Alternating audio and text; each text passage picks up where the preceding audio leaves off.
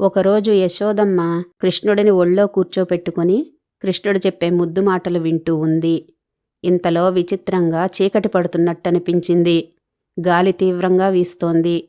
శ్రీకృష్ణుడు బరువెక్కుతున్నట్టు అనిపించింది.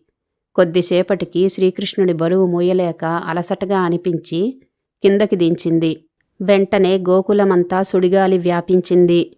చీకటి కమ్మేసింది. ఏమీ కనిపించటంలేదు. సుడిగాలి తీవ్రంగా వీస్తోంది. యశోదమ్మ బిడ్డ కోసం కళ్ళు మూసుకునే వెతుకుతోంది. కానీ కృష్ణుడి జాడ కనిపించలేదు.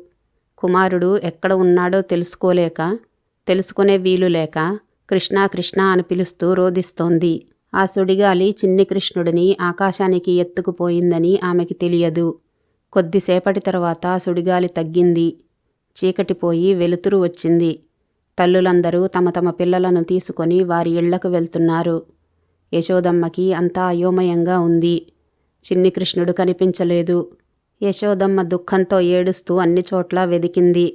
యశోదమ్మను చూసిన వారందరూ బాధపడుతూ ఓదార్చుతున్నారు. కృష్ణుడిని అపహరించుకుపోయిన సుడిగాలి తృణావర్తుడు అనే అసురుడు చిన్ని కృష్ణుడిని వధించడానికి కంసుడు పంపగా వచ్చాడు. కృష్ణుడిని ఆకాశంలో పైకి తీసుకెళ్లి కింద పడేద్దామనేది వాడి ఊహ. కానీ పిల్లవాడిని ఒక పట్టాన లేపలేకపోతున్నాడు తృణావర్తుడు. దానితో వేగాన్ని బలాన్ని కూడా పెంచాడు. దానితో ఊరంతా సుడిగాలిలో చిక్కుకున్నట్టయింది. ఆ గాలికి లేచిన దుమ్ముతో సూర్యుడు కప్పివేయబడుతున్నాడు. అంతటా అంధకారం వ్యాపించింది. కృష్ణుడిని అపహరించిన తృణావర్తుడు ఆకాశంలో పైపైకి తీసుకుని పోయాడు. క్షణక్షణానికి కృష్ణుడి బరువు ఎక్కువవుతోంది. శ్రీకృష్ణుని మోయడం దుర్భరమనిపించింది. ఈ పసివాడేమిటి, ఈ బరువేమిటి అని ఆశ్చర్యపడ్డాడు. కృష్ణుడిని పట్టుకొని కదపలేకపోతున్నాడు. అటువంటి కృష్ణుడిని వధించడం తన వల్ల కాదని గ్రహించాడు. వదిలిపెట్టి వెళ్ళిపోవాలని నిశ్చయించుకున్నాడు. కానీ అప్పటికే శ్రీకృష్ణుడు అతనిని వదలక గట్టిగా పట్టుకున్నాడు. పెద్ద కేకతో తృణావర్తుడు ప్రాణాలు కోల్పోయి కింద పడ్డాడు. తృణావర్తుని మృతదేహం చూసి అక్కడి వారంతా భయకంపితులయ్యారు. తనకేమీ తెలియనట్టు చిన్ని కృష్ణుడు చూస్తున్నాడు. శ్రీకృష్ణుడిని చూసిన యశోదానందులు అక్కడి ప్రజలు అమితమైన ఆనందాన్ని పొందారు. నిన్ను ఇంక ఎప్పుడూ కిందకి దించను అని శ్రీకృష్ణుడిని ఎత్తుకుంది యశోదమ్మ. తృణమంటే గడ్డి, అదే విషయానందము, అంటే శబ్దస్పర్శ రూపరసగంధాలకు సంబంధించిన ఆనందము. తృణావర్తుడంటే ప్రాపంచిక విషయాలను, ఇంద్రియ భోగాలను శాశ్వతమని భావించి వాటి కోసమే తాపత్రయపడేవాడు. అంటే మనలోని కోరికలే తృణావర్తుడు.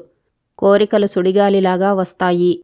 సుడిగాలి వీచే సమయానికి యశోదమ్మ కృష్ణుడిని ఒళ్ళో కూర్చోపెట్టుకుని ఉంది. సుడిగాలి రాగానే కృష్ణుడు బరువనిపించాడు. మనస్సు విషయాల మీదకి మళ్ళినప్పుడు మనసులో భగవంతుడిని నిలుపుకోలేము. అదే శ్రీకృష్ణుడిని యశోదమ్మ కిందకి దించడం అంటే. మనం కూడా మనసులో కోరికలు నిండి ఉన్నప్పుడు భగవంతుని వదిలివేస్తాము. అమితమైన కోరికలు మనసులో ఉన్నప్పుడు భగవత్ సంబంధమైన ఆలోచనలు కూడా రావు. కోరికలు చుట్టుముట్టినప్పుడు భగవంతుడిని వదిలేస్తాము.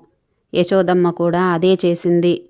ఎప్పుడైతే కోరికలకు మనస్సులో చోటిచ్చి భగవంతుడిని వదిలేయటం మొదలు పెడతామో ఆ కోరికలే భగవంతుడిని మనకి దూరంగా తీసుకెళ్తాయి. అదే తృణావర్తుడు శ్రీకృష్ణుడిని ఆకాశానికి ఎగరేసుకుని పోవడం. సుడిగాలి తగ్గింది. శ్రీకృష్ణుడికై యశోదమ్మ విలపించడం మొదలుపెట్టింది. సత్యం తెలుసుకున్నాక జీవులందరూ భగవంతుడి కోసమై విలపిస్తారు. భగవంతుడి మీద భక్తి పెరగగానే కామం శక్తిహీనమవుతుంది. తృణావర్తుడు శక్తిహీనమై శ్రీకృష్ణుడి చేతిలో వధింపబడ్డాడు. భక్తి చేతిలో విషయాసక్తి చచ్చిపోతుంది. అది ఏ ముక్తి. కామాన్ని జయించడమే ముక్తికి ద్వారాన్ని తెరుస్తుంది. ఈ విషయాన్నే తృణావర్తవధ అనే భాగవత కథ ద్వారా తెలియజేశారు. మనలోని కోరికలు, అసత్య భావనలు భగవంతుడి కృపతో నశిస్తాయనే సందేశాన్ని తృణావర్తవధ అనే ఈ కథ అందిస్తోంది.